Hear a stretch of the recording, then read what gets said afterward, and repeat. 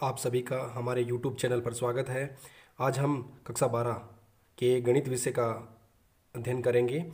गणित विषय में प्रश्नावली 15, जिसमें बोर्ड के एग्ज़ाम में 1+3 कुल 2 क्वेश्चन आते हैं, वो भी 4 मार्क्स के। तो 1+3 मार्क्स आते हैं। पहले हम इसके बेसिक को समझते हैं कि इस प्रश्नावली में हमसे पूछा क्या जाता है। तो प्रश्नावली का नाम है रेखिक प्रोग्रामिंग। मतलब आपको ऐसे प्रोग्रामिंग सेट करनी है जैसे इंजीनियरिंग होती है, तो उसमें वस्तुओं का मेल ऐसे किया जाए या वस्तुओं के समूह को इस प्रकार बनाया जाए कि किसी दुकानदार या किसी बिजनेसमैन को अधिकतम लाभ हो। तो इस तरह की प्रोग्रामिंग को हम रेखिक प्रोग्रामिंग कहते हैं। तो गणित के स्टूडेंट से अपेक्षा की जाती है कि वो इस प्रकार के लीनियर प्रोग्राम को तैयार करें। जैसे अभी लॉकडाउन में संसाधनों की जो पूर्ति की गई, जो संसाधनों की व्यवस्था की गई, उसको इसी प्रकार से पूरी तरीके से आजमाया गया जिससे अधिकतम लाभ हो सके, अधिकतम उनका उपयोग हो सके। तो हम बात करते हैं रेखिक प्रोग्रामिंग की। तो इसमें हमें समझना क्या है कि पहले बेसिक को समझा जाए। बेसिक में क्या है कि हमें कुछ ग्राफ आने चाहिए। जो बेसिक ग्राफ होते हैं वो हमें आने चाहिए। तो हम देखते हैं बेसिक ग्राफ्स को।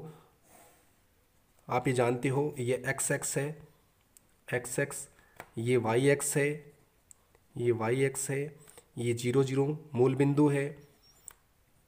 अब ये एक्स एक्स है, इस पर y का मान क्या होता है? 0 होता है। तो इसको हम क्या कहेंगे? y बराबर 0। ये वाई एक्स है, इस पर x का मान 0 होता है तथा इसको क्या कहेंगे? x बराबर 0। ये जो यहाँ पर x बराबर 0 है, यदि हम इससे थोड़ी और दूर चले हैं तो इधर x का कुछ मान होगा। तो यहाँ पर जो ग्राफ बनेगा, एक सीधी लाइन बनेगी, उसको हम x बराबर a कहते हैं। 1 भी हो सकता है, 2 भी हो सकता है, 4 भी हो सकता है, 5 भी। ऐसे इसकी विपरीत साइड में जाएं तो हमें जो ग्राफ मिलेगा वो मिलेगा x बराबर -a, x बराबर -a। ऐसे ही यदि हम x एक्स के समांतर खींचें, तो x के समांतर खींचें तो ये y बराबर 0 है, तो ये ऊपर की तरफ होगा y बराबर a। और ऐसे ही नीचे की तरफ जो ग्राफ खींचा जाएगा वो होगा y बराबर -a। तो ये सामान्य जो ग्राफ है। इसके अलावा हमें क्या जानना चाहिए? इसके अलावा कुछ ग्राफ ऐसे आपको ये भी ध्यान में रखने चाहिए कि एकदम जो मूल बिंदु से होकर गुजरे, दोनों अक्षों के से समान कोण बनाए। ये y बराबर x है। और यदि 45 की बजाय कोण x x से 135, स्लोप को 135 कर दिया जाए तो ये हो जाएगा y बराबर -x। चरों वाले रेखिक समीकरण की बात करें, रेखिक समीकरण कैसे होते हैं? दो चरों वाले रेखिक समीकरण की बात करें तो दो चरों वाले रेखिक समीकरण जैसे 2x + 4y बराबर 8। तो इसका हमें ग्राफ बनाने के लिए कहा जाए तो हम कैसे कराएंगे? एक बॉक्स बनाएंगे, छोटा सा बॉक्स बनाएंगे, उसमें x लिखेंगे, y लिखेंगे। अब x बराबर y नहीं है, इसलिए हम क्या करेंगे? x का मान 0 रख देंगे। एक बार x का मान जब 0 रखेंगे तो 4y बराबर 8 हो जाएगा। तो y बराबर कितना आएगा? 2। 8/4 तो 2 आ जाएगा। ऐसे y बराबर एक बार 0 रखेंगे तो 2x बराबर 8 हो जाएगा। तो 2x बराबर 8, तो x बराबर कितना आएगा? 4 आएगा। अब हम इसका ग्राफ बनाते हैं। तो इसका ग्राफ बनाएंगे तो इसका ग्राफ कैसे बनेगा? देखिए, x का मान 0 है और y का 2 है। x का मान 0 इस लाइन पे होता है, तो y का मान 2 है, तो 1 और 2, तो ये वो बिंदु हो गया 0 और 2। ऐसे ही y का मान 0 है और x का मान 4 है। y का मान 0 इस पर होता है, तो 1 2 3 4, ये हो गया 4 और 0। अब इन दोनों को मिला देंगे तो ये ग्राफ बन जाएगा। ये ग्राफ जो बनेगा वो किसका होगा? 2x + 4y बराबर 8। तो ये ग्राफ बन गया दो चरों वाले रेखिक समीकरण का। तो इसको आप ध्यान से देखें, दो चरों वाला रेखिक समीकरण है। यही इस प्रश्नावली में सबसे ज़्यादा ग्राफ पूछा जाएगा। कहते हैं कुछ ऐसी समीकरणें जिनके बारे में आपको जानकारी हो। सर्व समीकाएं क्या होती हैं? जरा ध्यान करिए, सर्व समीकाएं क्या होती हैं? ऐसी समीकरण तो नहीं कह सकते हम जिनमें ग्रेटर देन, लेस देन के चिन्ह प्रयोग किए जाते हैं, उन समीकरणों को ही हम सर्व समीकरण कहते हैं। यदि समीकरण होगी तो उसमें बराबर का चिन्ह हो जाएगा। लेकिन जब भी कभी भी ग्राफ बनाना हो आपको, जिनमें सर्व समीकरणों को लेकर आप चलते हो, जिसमें बराबर का चिन्ह नहीं हो, तो वहाँ ग्राफ बनेगा वो डॉटेड लाइन का बनेगा। ग्राफ कैसा रहेगा? डॉटेड, डॉट लाइन में बनेगा, डॉट में बनेगा। जब आपको ये ग्रेटर देन और स्मॉलर देन के चिन्ह साथ में लेने हों। लेकिन यदि आपको ग्राफ बनाना हो तो आप हमेशा उसको किसी भी सर्वसमीका को रेखिक रूप में लिखेंगे। इसके बाद बात करते हैं सर्वसमीकाएं होगी। इसके बाद में आपको हमेशा दो सर्वसमीकाएं हर सवाल में दी होंगी, वो है x ग्रेटर देन 0। तो x ग्रेटर देन 0 का मतलब क्या हुआ कि x का मान हमेशा 0 से बड़ा रहे। तो 0 से बड़ा रहे तो आप समझिए कौन से क्वाड्रेंट में बड़ा रहेगा? ये फर्स्ट क्वाड्रेंट है, ये सेकंड, ये थर्ड, ये फोर्थ। तो इसमें x का मान बड़ा होता है, इसमें नेगेटिव होता है, इसमें नेगेटिव होता है, इसमें पॉजिटिव होता है। तो x का मान हमेशा कब बड़ा रहेगा? जब y x के दाईं तरफ। तो y x के दाईं तरफ सदैव बड़ा रहेगा, तरफ बड़ा रहेगा। ऐसे ही बात करें y greater than equal to 0 की, तो y का मान कहाँ बड़ा रहेगा? ध्यान देखें, y greater than equal to 0, यहाँ पर y का मान बड़ा होता है, यहाँ पे भी बड़ा होता है। तो ये x के ऊपर, x के ऊपर की ओर, ऊपर की ओर, x के ऊपर की ओर। अब इन दोनों को यदि एक साथ लेकर देखें तो आप देखोगे कि पहला चतुर्थांश है, इन दोनों को जब भी आपके सवाल में x greater than equal to 0 और y दोनों दिए रहें तो क्या होगा? तो आपका हल क्षेत्र जो होगा, जो हल क्षेत्र होगा वो हमेशा कहाँ आएगा? देखिए ये दोनों कब संभव है? केवल फर्स्ट क्वाड्रेंट में, ये भी और ये भी। इसलिए हल क्षेत्र सदैव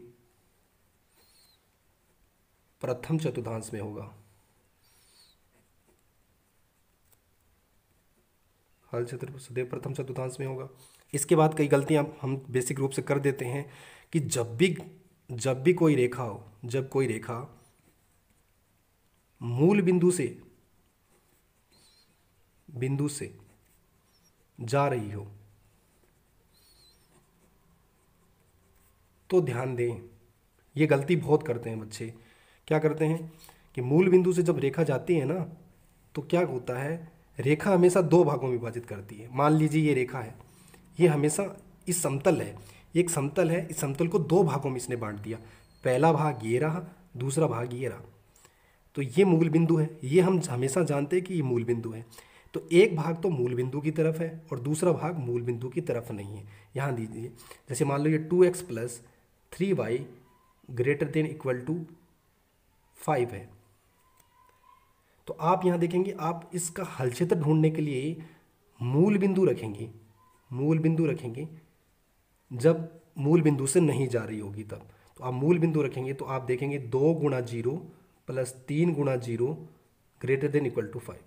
देखिए 2 गुणा 0, 2 0 हो गया, ये भी 0 हो गया। तो 0 बड़ा है किससे? 5 से। क्या ये सत्य है? कभी 0 5 से बड़ा हो सकता है? असत्य है, असत्य है, असत्य। इसका मतलब आपने मूल बिंदु रखा था, तो मूल बिंदु रखा था तो मूल बिंदु की तरफ हल नहीं आएगा, हल उसकी दूसरी तरफ आएगा। मतलब हल क्षेत्र किधर रहेगा? दूसरी तरफ। लेकिन यहाँ दूसरे क्वाड्रेंट में हमें हल कभी भी नहीं बनाना है, हल क्षेत्र हमें केवल फर्स्ट क्वाड्रेंट में बनाना है। यदि मूल बिंदु की तरफ आता तो हम इधर बनाते, और मूल बिंदु की तरफ नहीं आया तो हम इधर बनाएंगे। लेकिन जब रेखा मूल बिंदु से होकर गुजर जाए, जब रेखा कोई मूल बिंदु से होकर गुजर जाए, मूल बिंदु से जाने वाली रेखाएं होती हैं y बराबर mx, ये रेखाएं होती हैं जैसे y बराबर x, y बराबर 2x। तब हम क्या करें? तब हमें क्या करना चाहिए? तब हम किसी और बिंदु को रखेंगे। जैसे हम यहाँ जानते हैं कि ये बिंदु 1 0 है, 1 0 है। जैसे y बराबर आपको दिया है 2x, y greater than equal to 2x। तो अब y का मान देखिए क्या है? 0 है, y का मान 0 है, x का मान 1 है। तो क्या 0 बड़ा होता है 2 से? असत्य, असत्य आया, असत्य आया। इसका मतलब हल क्षेत्र आपने जो बिंदु लिया था उसकी तरफ हल नहीं आएगा, उसकी दूसरी ओर हल आएगा। तो इसका हल कहाँ हो जाएगा? यहाँ हो जाएगा। ये बेसिक बातें आपको ध्यान रहे, क्योंकि इसमें 3 नंबर का और 1 नंबर का सवाल दोनों लगभग एक जैसे होते हैं, छोटे बड़े का अंतर होता है बस। तो अब है ये परीक्षा में आया हुआ सवाल है, 1 नंबर का सवाल इसी प्रकार से आता है, प्रत्येक साल ऐसा ही आता है। 2x plus y less than equal to 6, x greater than equal to 0, y greater than equal to 0, सुसंगत हल क्षेत्र हमें ज्ञात करना है। तो सबसे पहले हम पहले जो दिया है ये इसको 2x plus y less than equal to सर्वसमीका को रेखिक रूप में लिखने पर रेखिक रूप में लिखते हैं।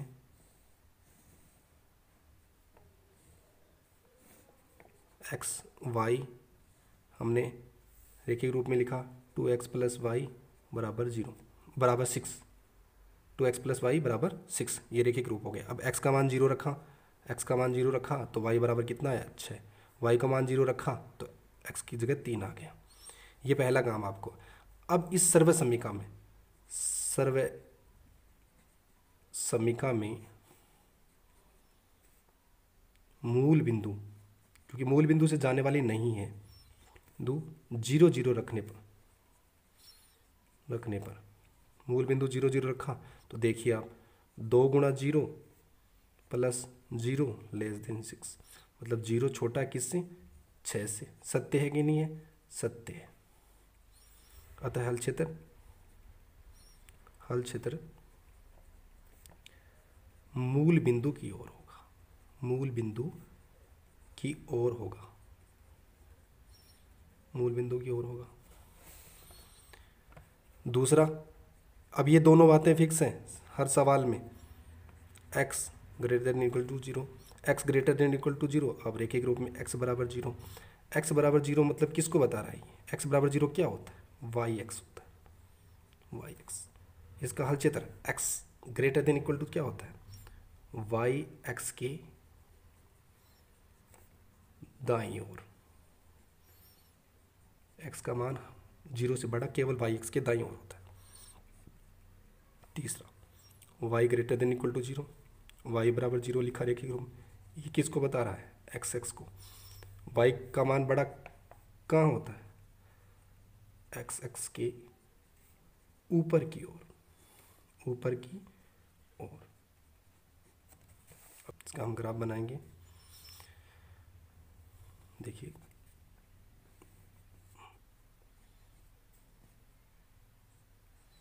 इसमें ज़्यादा बड़े बिंदु नहीं हैं, 3 6 तक ही हैं, 1 2 3 4 5 6, जैसे 1 2 3 4 5 और ऊपर 6। तो एक तो है 0 और 6, तो 0 और 6 तो ये रहा आपका। एक है 1 2 3, 3 और 0 ये रहा आपका। तो अब आप इन दोनों को मिला दीजिए तो ये आपका ग्राफ बन जाएगा।